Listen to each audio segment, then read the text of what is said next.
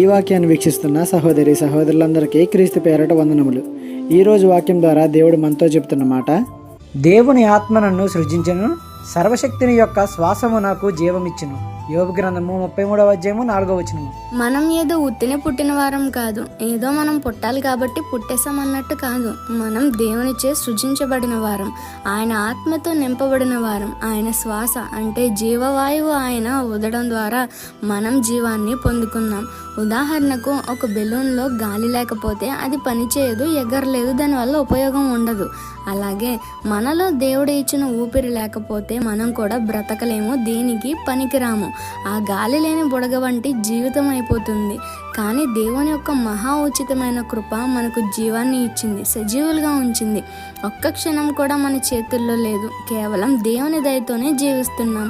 మన జీవితానికి ఒక పర్పస్ ఉంది, కేవలం బ్రతకడానికే కాదు, జీవం ఇచ్చిన దేవుణ్ణి మహిమపరచడానికే అని మర్చిపోకండి. ఈ చిన్న సువార్త పరిచర్యలో మీ సహోదరులు. God bless you. ఆమెన్.